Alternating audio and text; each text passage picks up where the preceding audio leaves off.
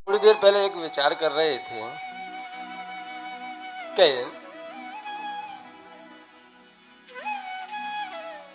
मनुष्य क्या लेकर के जाता है और इस जगत में क्यों आता है, क्योंकि हमें हमारा ही नहीं पता कि हम क्यों आए हैं। परब्रह्म परमात्मा ने हमें किस लिए भेजा है और क्या कर रहे हैं, उसी चर्चा को आगे बढ़ाते हुए कि मनुष्य जीवन में मनुष्य जीव 24 घंटे के अंदर 21,600 बार श्वासोश्वास की प्रक्रिया करता है, लेकिन वह यह भूल जाता है कि हमने इस धरा पर जन्म लिया है। जन्म लेने से पहले हमने भगवान से कौन सा वादा किया था जिसे आज हम पूर्ण नहीं कर पा रहे, क्योंकि एक वचन देना और उस वचन को पालन करना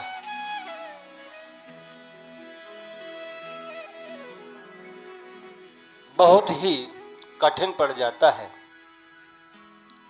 लेकिन जिसके लिए वचन का महत्व है, जो वचन की कीमत को जानता है, वह उसका पालन अवश्य करता है। जैसे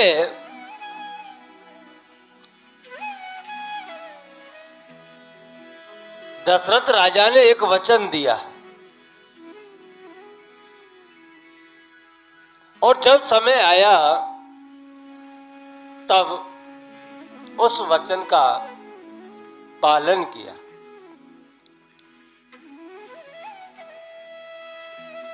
वही चौपाई आज घर घर में छोटे से लेके बड़े तक बोल तो सब देते हैं कि रघुकुल रीत सदा चली आई, प्राण जाए पर वचन ना जाए। ये बोलने में बहुत सुंदर है, बहुत अच्छा लगता है, लेकिन इस पर अमल करने में सबको कष्ट होता है। ऐसे ही हर जीव ने परब्रह्म परमात्मा से वादा किया है, उनको वचन दिया है कि हमको जन्म दे दो, हम नीचे जाकर के आप ही का भजन करेंगे। तब भी भगवान तो इतने दयालु हैं कि उन्होंने कहा तू नीचे जाएगा और पृथ्वी पर जाने के बाद में तो मेरी बनाई हुई मोह माया के अंदर इतना भूल जाएगा कि आज किया हुआ वचन तुझे याद नहीं आएगा। वही वचन को हमारे शास्त्र कहते हैं कि बालक जब गर्भावस्था में होता है तब वो भगवान से प्रार्थना करता है कि मुझे इस नरक में से निकालो और बाहर निकल के मैं आपका भजन करूंगा। लेकिन वहां भगवान स्वयं उनको बताते हैं कि नीचे माया में जाके इतना विलुप्त हो जाएगा, इतना लुप्त हो जाएगा कि तू भजन नहीं कर पाएगा। इसलिए तू भजन करे कि ना करे, लेकिन जिस भाड़े के मकान में तू रहेगा उस भाड़े के मकान का तुझे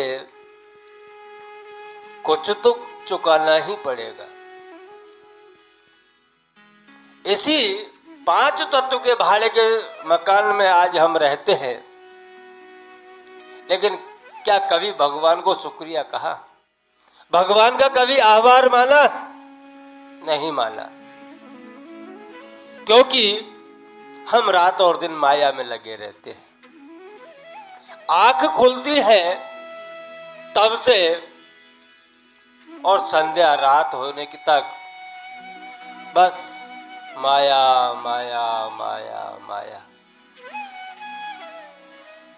इसीलिए कहा है, मन मरा माया मरी, मर मर गया शरीर, आशा तृष्णा नहीं मरी, कह गए दास कबीर। कि कबीर जी पर इसी बात को कह गए हैं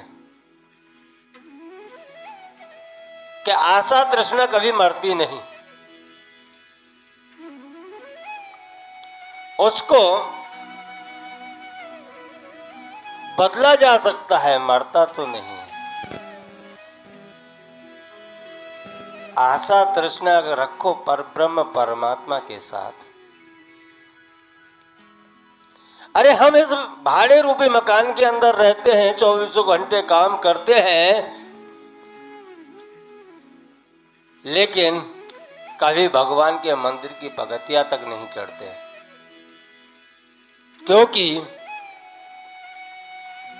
हम हमारे अहंकार के अंदर रहते हैं कि हमें मनुष्य देह प्राप्त हो चुका है, तो क्या फिर से हमें नहीं आना पड़ेगा? अहंकार करना है तो किस चीज का करना है ये हम भूल चुके हैं। मैं कहता हूं कि अहंकार करना चाहिए, पर किस चीज का? हम स्वयं विचार करें कि अगर हमें किसी सदगुरु महाराज का चरण प्राप्त हो गया और चरणों में मार भगवान के साथ में डोर लग गई, उसके बाद में अहंकार कीजिए, किसने मना किया है? अहंकार कीजिए कि आपको भगवान ने खुद की शरण में ले लिया है, आपको पर ब्रह्म परमात्मा तक पहुंचने का रास्ता मिल गया। इससे अच्छा अहंकार किस चीज का होगा? और नहीं तो पैसा है, संपत्ति है, पुत्र है, परिवार है, इस चीज का अहंकार तो क्षणभंगुर है। जब तक इस शरीर के अंदर प्राण है तब तक ही आप अहंकार कर सकते हो। अगर उसी समय पे अगर आप विचार कीजिए कि इस शरीर के अंदर थोड़ी सी भी कोई कमी आ जाए, ना इलाज कोई बीमारी लग जाए, तो परिवार वाले, बाल बच्चे थोड़ा समय तक ही आपके ऊपर सारा खर्चा करेंगे, पूर्ण रूप से ध्यान देंगे। लेकिन उस समय जब डॉक्टर कह देंगे कि अब इसका इलाज नहीं है, तो विचार कर लेना कि आपके कोने के अंदर एक खाट बिछ गई है। उस समय आपका ध्यान कोई नहीं देने वाला। हाँ, ध्यान देंगे थोड़ा दिन, फिर तो वो भी कंटाल जाएंगे कि ये तो रोज का है, यह तो रोज का है। अब पिता खाट से खड़े हो नहीं सकते, मम्मी है वो सेवा कर लेगी, लेकिन मम्मी भी क्या करे? साल 2 साल 4 साल जाए, उसके बाद में वही भगवान से प्रार्थना करने लग जाती है कि हे भगवान, इस जीव को इतना कष्ट क्यों दे रहे हो? ये खुद तो कष्ट भोग ही रहा है, साथ में हम भी इसके में कष्ट भोग रहे हैं। इससे अच्छा है तो इस जीव को उठा लो, इस माटी का संपूर्ण विसर्जन कर दो प्रभु। तो विचार कीजिए कि इस जगत में अपना है कौन जिसके ऊपर हम अहंकार कर सकते हैं। आपके साथ में आ क्या सकता है जिसके ऊपर आप अहंकार कर सकते हो।